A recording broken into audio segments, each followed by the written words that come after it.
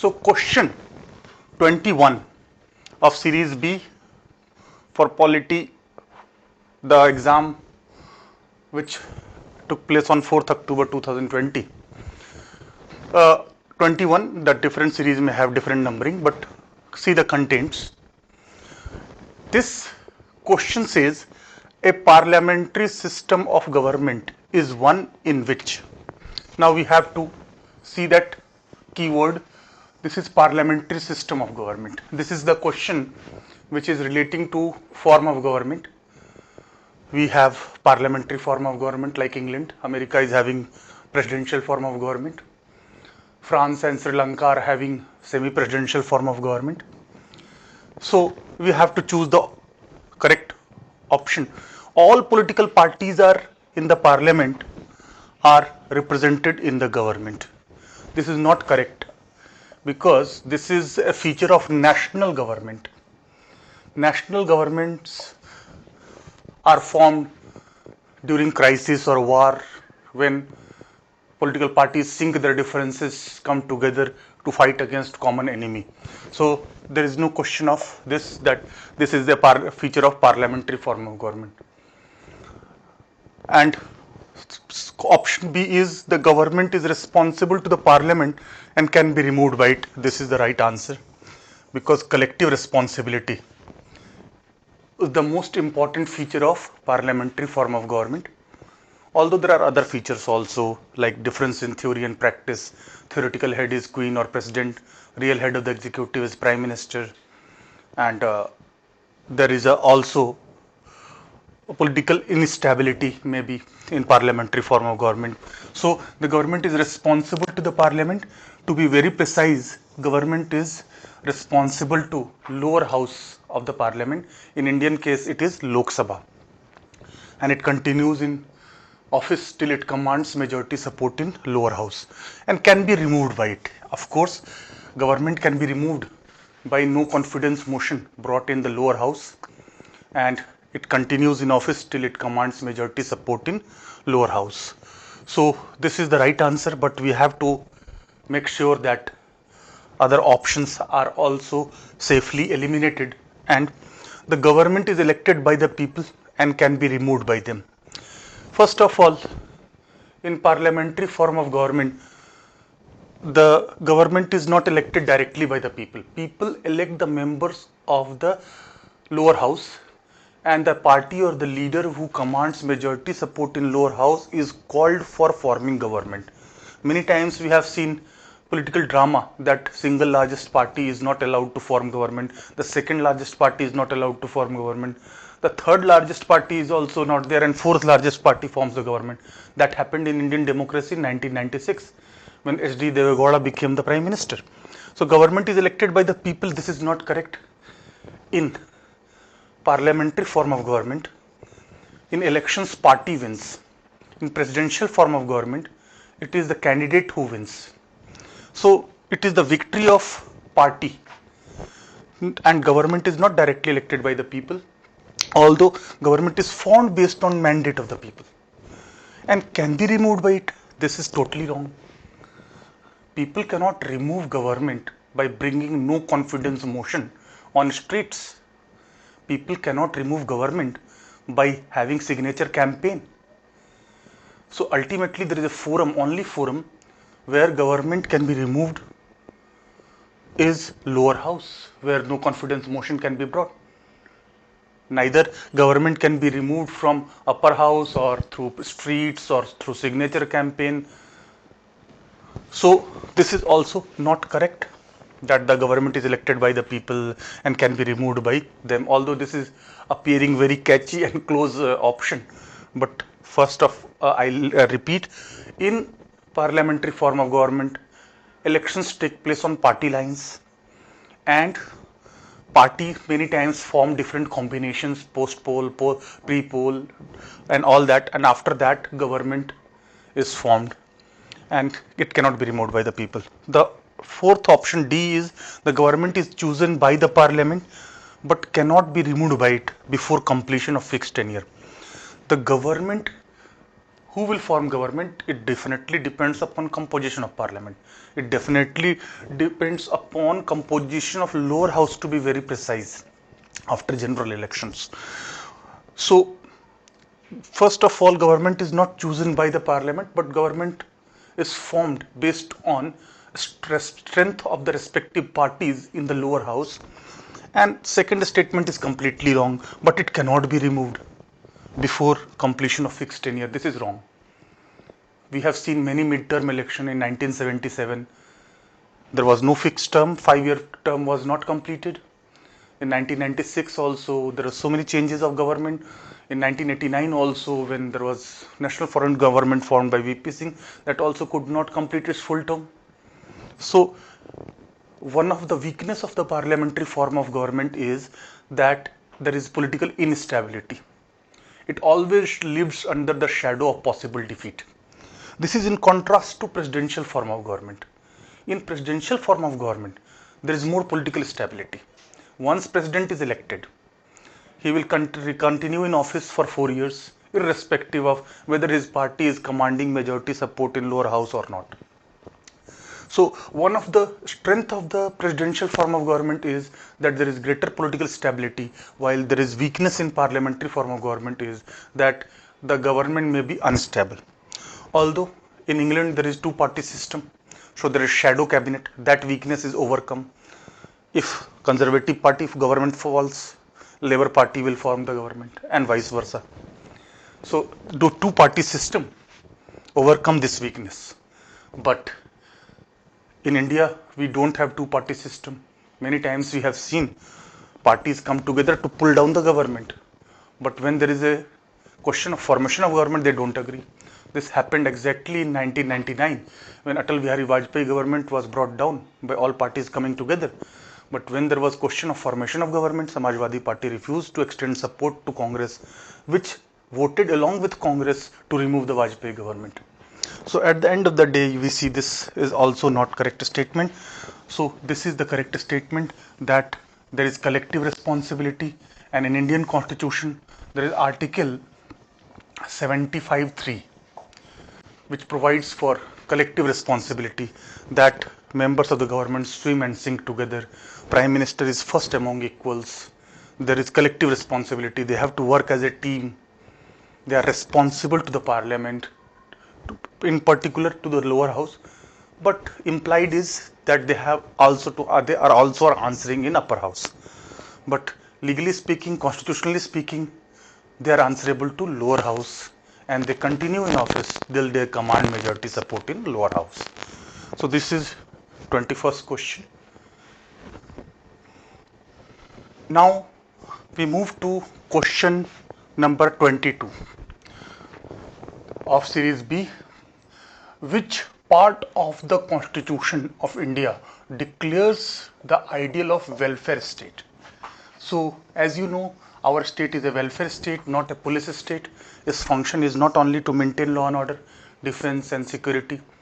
It plays proactive interventionist role to ensure welfare of the weaker sections, namely SCs, STs, OBCs, women, minorities, weaker sections, differently abled and all that, poors. So our state is welfare state, and as you know that this is provided in provision is there in Article 38. Article 38 is part of DPSP, Part 4, DPSP Directive Principles of State Policy.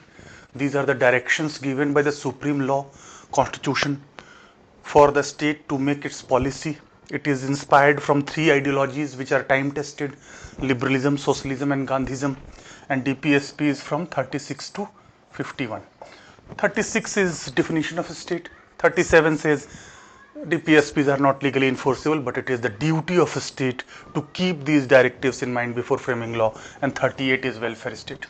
So definitely correct answer is A, welfare state. If you see right from the very beginning, whether it's Nehru government or Modi government, be it land reforms of 1950s, it was meant to implement Article 39, equitable distribution of land resources, be it progressive taxation, be it free legal aid to poor 39A, or be it 40 Panchayati Raj, culmination was 73rd and 74th Amendment. They're all implemented for welfare. 41 for right to work, 42 just and human condition of work, for laborers, pro-labor class, pro-poors, with a special care to old age people, unemployed, poor, marginalized sections, women, Maternity Relief Act 1961. Earlier it was 12 weeks, now it has been raised to 26 weeks. Differently abled people, 43 cottage and small industries like khadi industry, SMEs are there. So these are all meant for welfare. 43A, participation of workers in factory management. 44, although there is no consensus on it, Uniform Civil Code, but it is also meant for welfare of the people. 45, education. 46, the weaker section. For this, the whole chapter is given. Part 16, that deals with Article 332, 342 is meant for SCs, STs, OBCs, now EWS also. 47, liquor prohibition, intoxicants.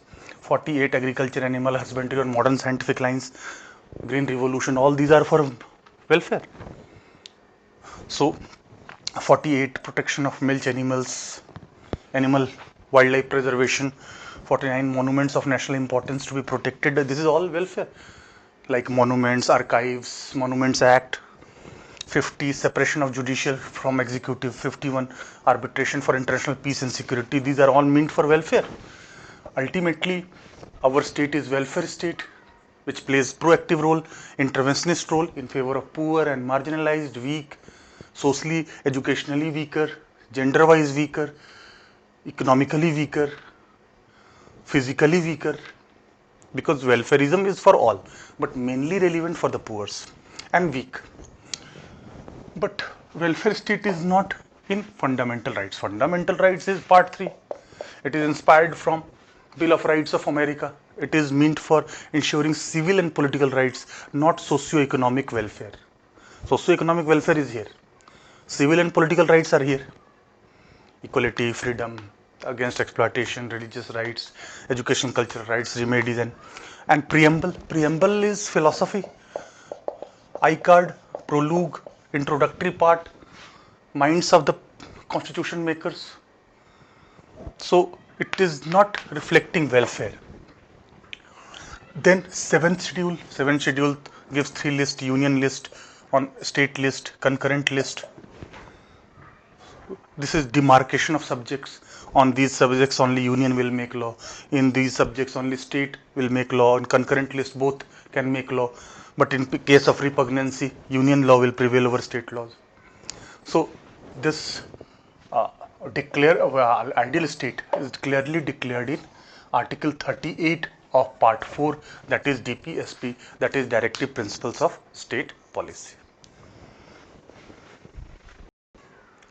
So now we will see the question number 23 of Series B, 4th October 2020.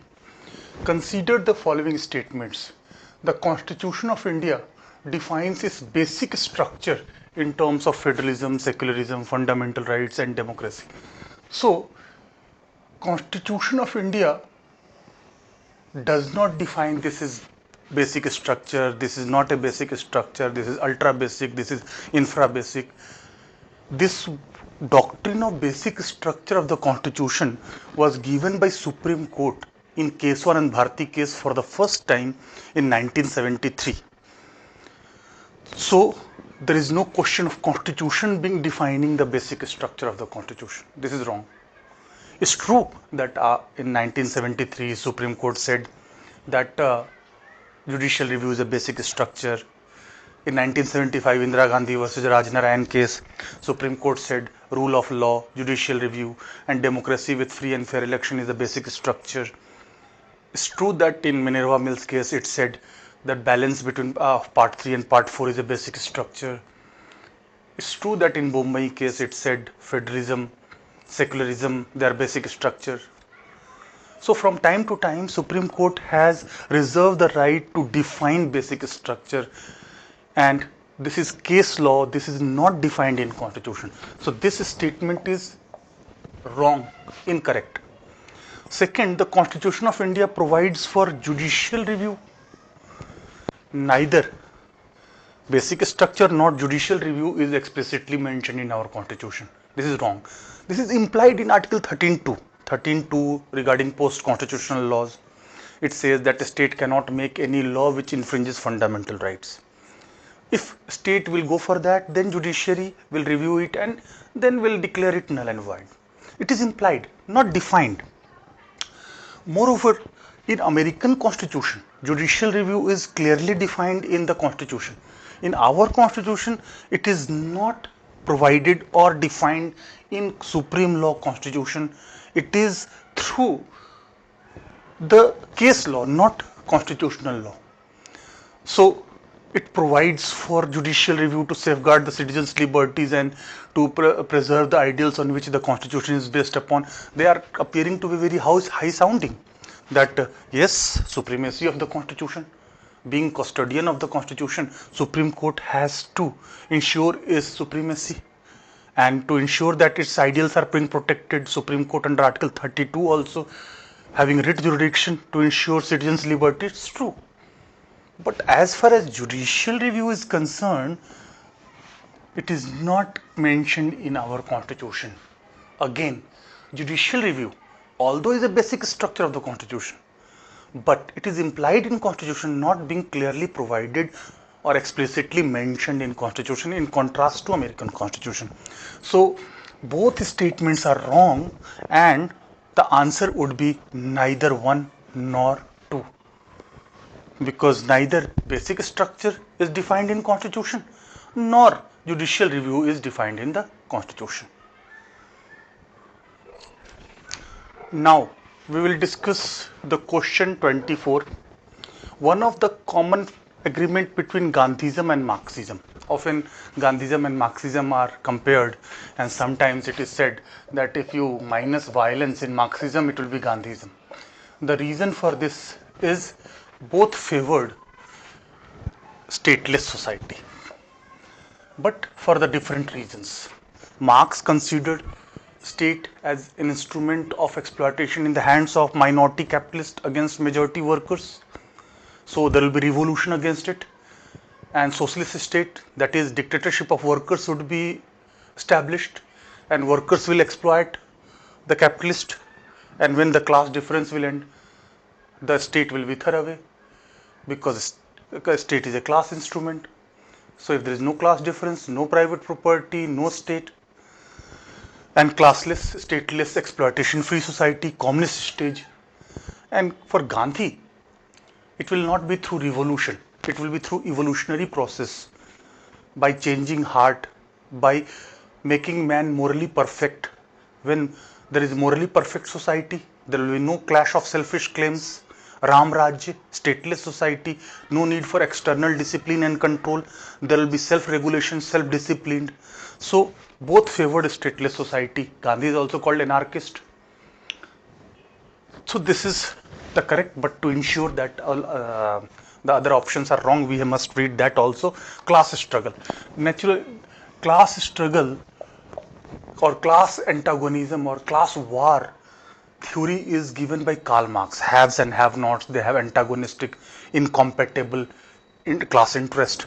Well, Gandhi gave trusteeship theory, class cooperation theory, that the capitalist and the landlords will use their capital and land for the welfare of the people, and only small part of it they will use it for themselves. Even if they don't, then there will be peaceful satyagraha, non-violent satyagraha, rather than revolution. So Gandhi did not talk about a struggle. In fact, Gandhi did not favor abolition of private property. In fact, Gandhi favored moral transformation of property owners rather than snatching it from them. So there is no class struggle. So this is not a commonality, this is Marxian theory. Abolition of private property, again, Marx considered private property or class difference is the reason for class exploitation of minority capitalists against majority workers. But Gandhi did not favor abolition of private property. Even you will find that Gandhian followers, Bhudana Andolan, Vinoba Bhave, Sarvodaya, favored that this should voluntarily, zamindar should voluntarily give up their land and should work for the society. So this is not the case. Economic determinism, again, this is not a part of Gandhism. This is part of Marxism. For Marx, economic structure is the base, defined in terms of mode of production. Economic structure is the base defined in terms of mode of production, and all other parts are parts of superstructure, be it polity, be it religion, be it culture, be it ideology, all are shaped by economic structure. Economic production, material production is the most important human activity. But for Gandhi, economic structure is not the base, but moral transformation of individual is at the center. He is not believing in hierarchical structure. A moral man will be able to, will sacrifice himself for the village, village for the block, block for the district, and so on. So all are Marxian theory. Here only we find that there is similarity, that both favored stateless society. For Gandhi, state was a soulless machine. It represented concentrated violence. Why we need external discipline? Why we need external control by the state? Because we are not morally perfect. Whenever there is a crime, whenever there are imperfections in the society, state would be required for external discipline. But when there is moral perfection, when every individual will be morally perfect, he will be more caring for his duties rather than rights. There will be no clash of the selfish claims, and there will be no need for state, and there will be no need for external discipline and control. So there is an agreement that final goal of stateless society. In this context, we can say that Gandhi and Marx both are anarchist, because both are favoring stateless society. Although there are other anarchists also, like Brodhen. He favored not only abolition of a state, but every kind of authority, including economic authority, religious authority, every kind of authority. Like any authority will be restraining the individual freedom. So this is question number 24. So question number 25. In this question 25, in the context of India, which one of the following is the characteristic appropriate of bureaucracy? As you know, bureau means office, cracy means rule of office. Bureaucrats are permanent executive, and while political executive is owing its position to the mandate, while bureaucrats are owing their position to the merit, and higher grades of bureaucrats are called civil servants. So what is in Indian context, what is the main function of bureaucracy? An agency for widening the scope of parliamentary democracy? No, even in presidential form of government, there is a bureaucracy, and there is need for bureaucracy. Even during monarchy, there was new bureaucracy. Kautilya talked about bureaucracy. So it's not that it's for widening the scope of parliamentary democracy, because bureaucrats were there even in ancient period, medieval period, modern period, irrespective of the form of the government, whether it's parliamentary or whether it's presidential, whether it's semi-presidential, because political executive will not be on the ground to implement it. Second, an agency for strengthening federal structure. Again, whether it's federal structure, whether it's unitary structure, whether it's quasi-federal structure, bureaucracy is always required. So it's not that federal relation is between center and states. So center-state relationship cannot be strengthened by bureaucracy. In fact, all India services are considered to be anti-states. So it is not for strengthening federal structure.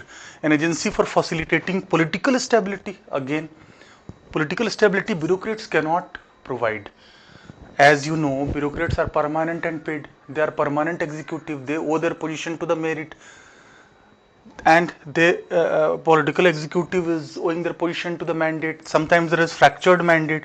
So whether there is bureaucracy or not, they cannot ensure political stability. When there was bureaucracy, even there are so many midterm elections in 1990s in India. And economic growth, okay, economic growth, all are involved, political executive, bureaucrats, there is nothing specific in it. So this option is also not acceptable. An agency for the implementation of public policy. Public means government, public administration, public policy, public debt, public sector, government. Because government is by the public, for the public, of the public, or by the people, for the people, of the people. So an agency for implementation on the ground level. It is bureaucrats who are instrumental in implementing the public policy or the government policy. Even Indira Gandhi talked about neutral, rather than neutral bureaucracy, committed bureaucracy. That in India, bureaucrats should be at least committed to the socialist ideology of the government. Although in liberal democracies, there is no question of committed bureaucracy. In liberal democracies, there are neutral bureaucracies, but they are mainly meant for implementation of public policy.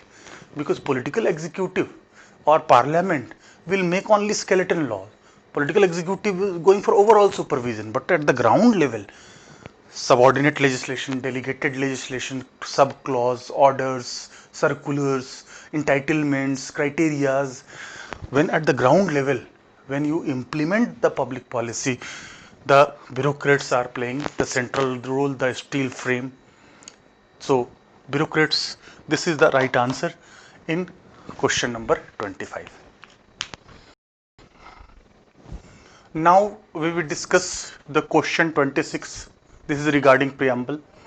The preamble of the Constitution of India is, so it is regarding preamble, as you know. Preamble is introductory part, prologue, philosophy, values, ideals, horoscope, and is a part of the Constitution. Whether preamble is part of the Constitution or not, first we have to find this answer of this question. So, taking American precedents, in Berubari case, Supreme Court said that preamble is not a part of the Constitution and it is only philosophy, and it has no role in legal interpretation and all that. It is only, it lacks substance. But in case Anand Bharti case, Supreme Court reversed its own judgment. It said preamble is part of the Constitution.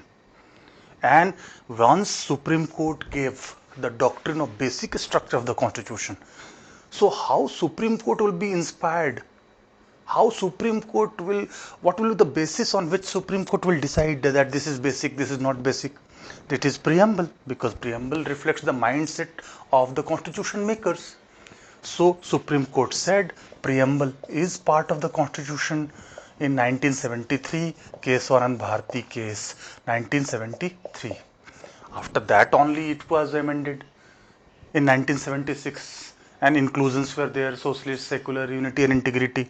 So preamble is part of the Constitution. So not part of the Constitution cannot be there.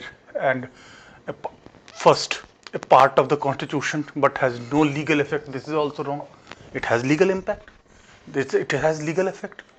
Preamble after 1973 case or Anand Bharti case is not only a basic structure, is not only helping in determining basic structure, but it is of substantive legal effect, because Supreme Court will refer preamble to arrive at what is basic structure. So both are wrong. A part of the Constitution and has the legal effect as any other part, right? Preamble is substantive. Preamble is, of course, philosophy, of course, principles, of course, desirability, but is of substance. It reflects our aims, objectives, directions. So it will be wrong to belittle preamble.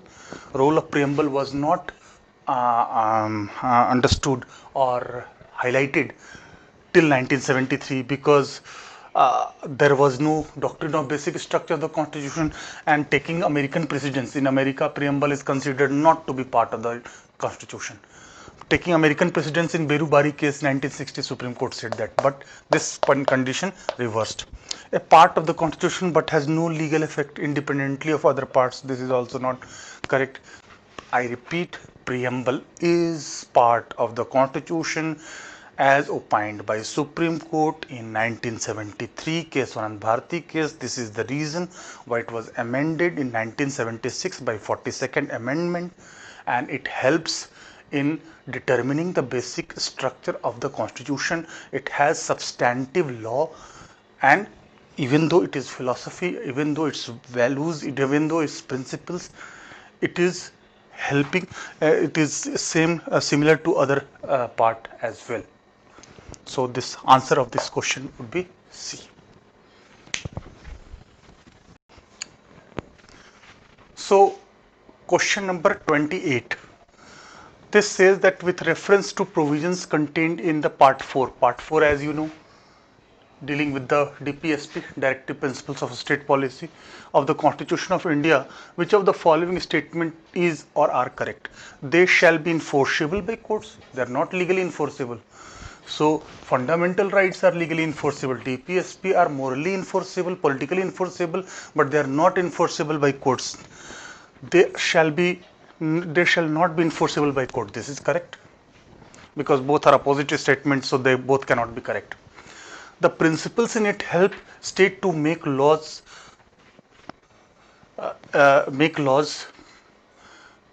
right? So definitely Article 37 says that they are not legally enforceable, but it is the duty of a state to keep these directives in mind before framing law. So of course state will be inspired from the directions given by part 4 while making law. So both 2 and 3 are correct. So options given here is 2 and 3. I repeat that DPSP is a manual. DPSP will be guiding the government in power. The state policy is mainly based on DPSP, so that our state, irrespective of the governments may come and go, but there is a direction, there is certainty, there is credibility in our state policy, there is consistency, then only there will be acceptance. So that consistency, that direction, that commitment to certain values like time tested ideologies of liberalism, socialism and Gandhism, they are there in DPSP. So naturally this question is very simple, because you can easily eliminate this cannot be there, this cannot be there, because they are legally enforceable. This says, I repeat that fundamental rights are legally enforceable, DPSP and fundamental duties are not legally enforceable. So we'll discuss question 29. Consider the following statements. According to the Indian Constitution, a person who is eligible to vote can be made a minister in a state for 6 months, even if he or she is not a member of the legislature of that state. That is correct. We have seen many times that Mr. Yogi was member of parliament and he was made chief minister after UP assembly election, and within 6 months he became member of the legislature and then continued. So be it chief minister or minister at central level or state level, they must become member within 6 months, even if they are not of that state. Here question is relating to the state, so that is correct. According to Representation of People's Act, a person convicted of criminal offence and sentenced for imprisonment of 5 years is permanently disqualified.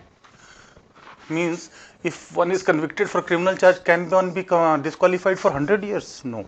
Supreme Court had said that after completion of the term, after completion of the convicted sentence, suppose one is convicted for 5 years, then additional 6 years one will have to wait.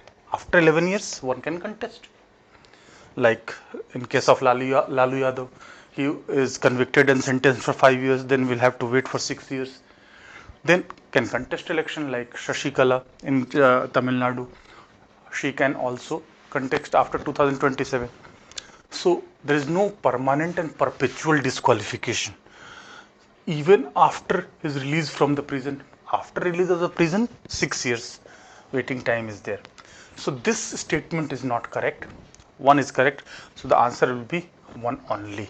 That is, even if one is not member of legislature, state legislature, but can be appointed as minister. Many times we have seen that after being appointed as minister, then only they became member of either of the house. And this statement that according to yes, why there is a question here, you must understand that in 2013 section 8.4 was done away with by Supreme Court. Section 8.4 was a luxury for many convicted lawmakers. Even if they are convicted by the lower court, they could approach higher court within 90 days, and they were claiming that we are innocent till held guilty by the highest court. Now the things have been reversed. Even if one has been convicted by the lower court for 2 years or more, one will be disqualified from contesting election. For center 102, for state 191, the provision for disqualification for member of central legislature and state legislature is there. This is question number 29. Now we discuss question number 30. It says this president can summon a session of a house at any place he thinks fit. It's true that president is integral part of the parliament. President nominate members in Rajya Sabha. President addresses joint sitting. President call joint sitting under Article 188. President is integral part of the parliament, summon and prorogue the house, dissolve the lower house. So president being integral part of the parliament, based on cabinet recommendation, will do so. Indian constitution provides for 3 sessions in a year. It is wrong.